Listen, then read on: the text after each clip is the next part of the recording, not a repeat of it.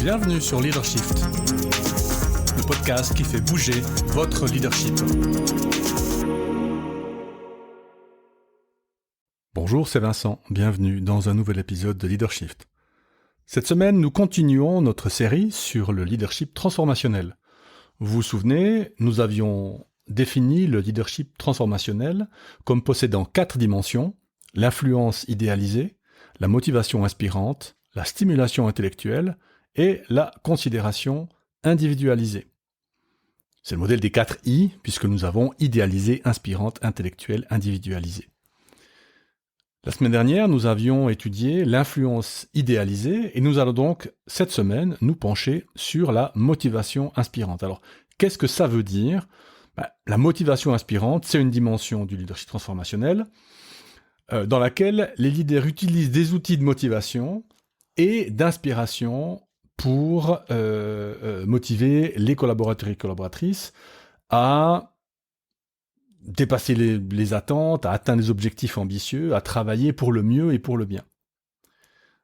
Ça passe par quelques outils de base, dont la vision ou la direction claire et inspirante, ce que nous allons voir en plus de détails aujourd'hui. Mais avant, quelques personnages célèbres qu'on pourrait imaginer incarner cette motivation inspirante. Et ce qui est intéressant, c'est qu'en tout cas pour 2 d'entre eux, vous verrez que ce ne sont pas des êtres parfaits, ce ne sont pas des personnages, qui n'ont pas de faille. Le premier, c'est Winston Churchill, que vous connaissez, Premier ministre anglais, plusieurs mandats, mais en particulier pendant la Seconde Guerre mondiale, avec son fameux discours « We shall never surrender », qui a été repris dans des chansons en particulier, mais cette détermination a inspiré le peuple britannique à résister, et d'ailleurs à être le premier vrai élément de résistance, puisque vous vous souvenez que les soviétiques étaient alliés aux nazis au début de la guerre, et donc à persévérer malgré les difficultés. Et donc sa capacité à communiquer cette vision, dans le film d'ailleurs, le dernier film en la matière, on le voit bien dans la chambre des communs, son discours est basé sur des choses assez simples, mais finalement qui ont été tout à fait motivants, y compris pour l'opposition, l'opposition travailliste, qui était plutôt pour une approche un peu plus pacifiste. Et donc ce qui est intéressant avec Churchill, c'est que si vous regardez le film ou si vous lisez sa biographie, c'est pas du tout quelqu'un d'hyper assuré, d'hyper confiant en lui. Il avait des mauvaises habitudes, il dormait très peu, il buvait beaucoup. Et pourtant, c'est quelqu'un qui, le moment venu, a été là pour faire ce qu'il devait faire. Et donc, je trouve que c'est intéressant dans cette idée de motivation inspirante, c'est que on n'a pas besoin d'être parfait, on n'a pas besoin d'être motivé tout le temps. Par contre, il y a des moments cruciaux où là, on va devoir être là. On en reparlera plus tard. Deuxième personnage, vous savez qu'il y aura un personnage du Seigneur des Anneaux, c'est Aragorn, donc qui est le nouveau roi. Et donc, je trouve aussi qu'il incarne bien cette motivation inspirante, parce qu'il a un leadership courageux. Il fait face aux peurs des autres et à ses propres peurs.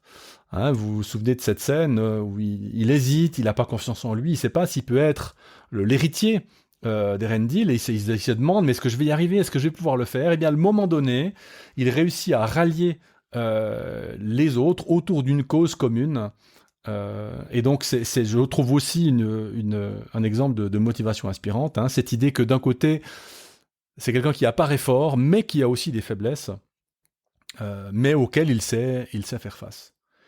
Dernier exemple, Malala Yousafzai, qui est donc prix Nobel de la paix, c'est une jeune femme pakistanaise. Elle a utilisé sa motivation dans le domaine de l'éducation et des droits des femmes, dans un pays où c'est pas quelque chose d'évident. Et donc son courage et sa détermination à défendre l'éducation des jeunes filles en particulier ont inspiré des millions de personnes à travers le monde. Et donc elle fait ça comment ? Elle a une vision relativement claire, elle a une direction claire dans le monde dans lequel elle dit chaque enfant, en particulier chaque fille, a accès à l'éducation, peu importe. Et en fait, c'est comme si ça allait arriver, ça arrivera à un moment donné. On aurait pu prendre d'autres exemples avec ce genre de motivation, de certitude. Martin Luther King, par exemple, qui a aussi dit, voilà, j'ai un rêve, mais ça arrivera. Il y aura un jour où. Alors, on n'est pas évidemment dans le monde de l'entreprise, dans des domaines dans lesquels on a besoin de rêver des choses aussi grandes, mais on est dans le même ordre d'idées. C'est il y a un jour où vous verrez notre équipe sera capable de. Et donc ce sont ces exemples-là que je voulais prendre pour la motivation inspirante, puisqu'ils ont tous cette caractéristique de situation de difficulté. Ils partent pas gagnants, hein. Ni Churchill, ni Aragorn, ni Malala. Et pourtant, ils arrivent à accomplir des choses intéressantes. Alors, comment font-ils? Comment allons-nous faire? Outils et pratiques de la motivation inspirante. Alors, je vous recommande déjà d'aller voir l'article ou d'aller écouter l'article sur la motivation au travail du point de vue psychologique. Donc, je vous mets ça en note du podcast. Mais on va avoir 3 manières différentes de pratiquer cette motivation inspirante. La première, c'est de communiquer une vision ou une direction claire et inspirante. Vous savez que la vision ou la direction donne du sens, ça oriente les énergies, les efforts, et donc c'est tout à fait nécessaire pour une équipe, un appartement, une institution, une entreprise, d'avoir une vision et une direction claire.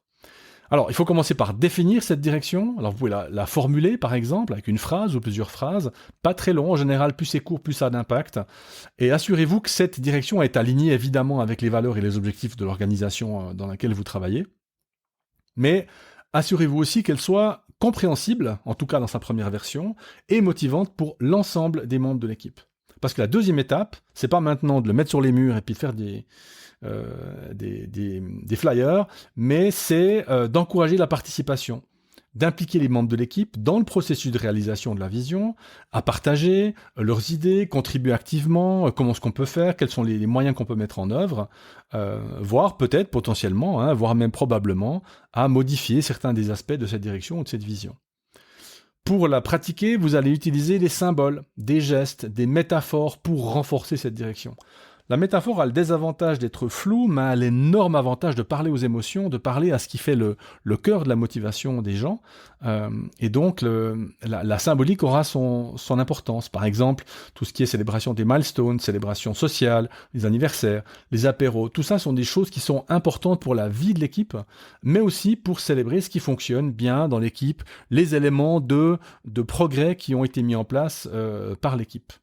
Vous pouvez utiliser des métaphores ou des histoires inspirantes aussi, des exemples que vous avez vécus, des exemples aussi qui ont été vécus par les membres de l'équipe. Ça marche toujours aussi très très bien, puisque les gens peuvent se rallier à une histoire qui peut être la leur, évidemment. Et puis des exemples concrets de ce que cette vision claire et inspirante amène. Et puis enfin, reconnaître et célébrer les succès, évidemment, puisque ça va renforcer la motivation, puisqu'on est dans la motivation inspirante, et l'engagement des équipes. Donc, vous voyez encore une fois, comme avoir une direction claire, pas pour les 5 années à venir, ça peut être pour les 6 mois à venir. Ben voilà, écoutez, chère équipe, dans les 6 mois, on va se focaliser là-dessus. Voilà, ça c'est notre vision, c'est notre direction commune et on va tous tirer la même corde. Et on revisite dans 6 mois. Donc ça c'est le premier outil, c'est la direction claire et inspirante. Deuxième outil, il y a nécessairement une partie discours. Mais quand je dis discours, c'est pas que vous n'êtes pas Churchill, et moi non plus. Mais c'est les occasions de communiquer. Et en particulier les occasions de communiquer à l'équipe, dans son ensemble, mais aussi évidemment dans les one-on-one. Et donc, il y a une partie de préparation. Vous devez préparer, alors, pas forcément le discours en tant que tel, mais préparer des éléments de discours que vous allez pouvoir utiliser pour répondre à des questions, pour faire face à des interrogations, etc. Si vous n'avez rien préparé, ça ne sera pas clair, ça sera peu percutant. Donc, mettez l'accent sur les points clés de la vision ou de la direction, utilisez des anecdotes, des exemples, comme on l'a vu avant, ça parle toujours beaucoup. Adaptez le ton et le style en fonction du public et de la situation, situation grave, situation légère. Faites preuve de passion et d'enthousiasme, c'est une vision qui doit vous motiver, vous, puisque si cela ne vous motive pas à vous, cela ne motivera pas non plus vos équipes. Et puis enfin, profitez des occasions, et en particulier des difficultés, pour rappeler la vision, la direction, par des discours simples et percutants. Ce sont dans ces moments difficiles, dans les moments où il y a quelqu'un qui part, vous devez licencier quelqu'un, il y a quelqu'un qui a fait une erreur, il y a un problème dans l'équipe. C'est à ces moments-là que la vision doit faire ses preuves, et qu'elle doit amener de la valeur aux membres de l'équipe. C'est pas quand tout va bien. La vision, elle sert juste avant de monter au front. La vision, elle sert quand le mât est cassé, qu'il faut encore ramer 50 km. Donc, 1, communiquer une direction claire et inspirante. 2, utiliser des discours inspirants. 3, encourager le réalisme. Je vous cache pas que au début, j'avais marqué, inspiré la vision positive, etc. Mais je trouve qu'on n'est pas dans le zeitgeist, comme on dit, l'esprit du temps n'est pas dans le positivisme. On n'est pas dans les années 80, où la démocratie gagnait, où le business boomait, où voilà, les choses semblaient aller dans une direction quand même relativement positive globalement. On n'est pas du tout dans un environnement, un contexte comme ça. Et donc moi je pense que de toute façon, le positivisme a de gros défauts, de grosses lacunes, et que je préfère nettement le réalisme. Camus disait, il faut voir Sisyphe heureux, c'est pas pour rien. Et donc je pense que encourager le réalisme est beaucoup plus positif à moyen terme que d'avoir une espèce de positivisme BA, ah ben oui ça va aller, vous inquiétez pas, tout ira bien. Alors comment est-ce qu'on fait ? Encourager le réalisme, c'est promouvoir cette attitude réaliste, c'est-à-dire voir les obstacles, les identifier, les nommer, faire front commun avec l'équipe, montrer l'exemple, en surmontant les défis avec votre détermination à vous et la leur. Fournir un soutien émotionnel. Si on est réaliste, c'est qu'il y a des gens qui vont se sentir atteints, touchés, et donc on doit être là, disponible émotionnellement pour les membres de l'équipe. Écouter les préoccupations, encourager à persévérer malgré les difficultés.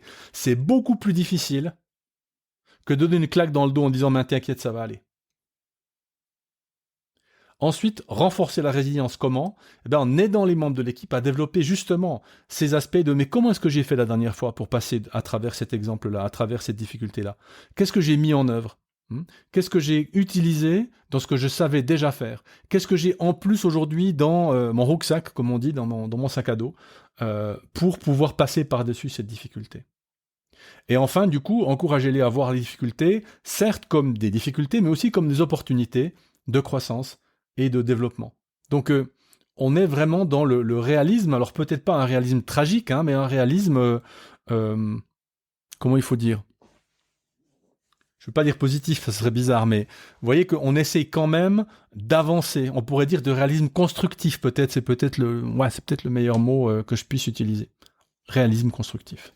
Donc, 3 outils ou 3 pratiques, la direction claire et inspirante, le discours inspirant, et puis un réalisme constructif. Alors évidemment, il y a des limites, puisque vous voyez que dans la motivation inspirante, dans l'inspiration, il peut y avoir peut-être cette dérive possible de la manipulation émotionnelle, où vous allez utiliser des discours inspirants, mais surtout pour mentir ou pour tromper vos collaborateurs, vos collaboratrices, voire pour manipuler leurs émotions, sans tenir compte de leurs besoins réels. Et c'est là où vous savez d'ailleurs si vous manipulez quelqu'un ou pas. Il y a évidemment aussi un risque de surmenage, puisque la pression pour atteindre des objectifs ambitieux, vous verrez que quand ça marche bien, cette motivation inspirante, tout le monde va tirer à une corde, tout le monde va bosser un peu plus intensément. Et donc là, vous devez faire très attention au surmenage et à l'épuisement professionnel. Et puis enfin, dernière limite de cette motivation inspirante, si elle est trop inspirante, elle peut devenir aspirante et être complètement déconnectée de la réalité. Et donc on peut peut-être percevoir cette vision que vous avez proposée comme un truc pas du tout réaliste, pas du tout connecté à la réalité des choses et des personnes, ce qui peut évidemment mener à une perte de motivation et d'engagement. Donc, très important c'est pour ça que j'insiste beaucoup sur ce chapitre des limites de ces dimensions, puisque ces 2 premières dimensions, influence idéalisée et motivation inspirante, forment ce qu'on appelle le leadership charismatique. Et donc, ce leadership a mauvaise presse, parce qu'il permet la manipulation, il permet la violence psychologique, s'il est mal utilisé ou utilisé à des fins néfastes. Et donc il faut nécessairement ajouter, pour faire du leadership transformationnel, à ce leadership charismatique, la stimulation intellectuelle et la considération individualisée. Et donc c'est le chapitre stimulation intellectuelle que nous allons aborder la semaine prochaine. J'espère que cet épisode vous a plu et je vous dis à bientôt. Ciao.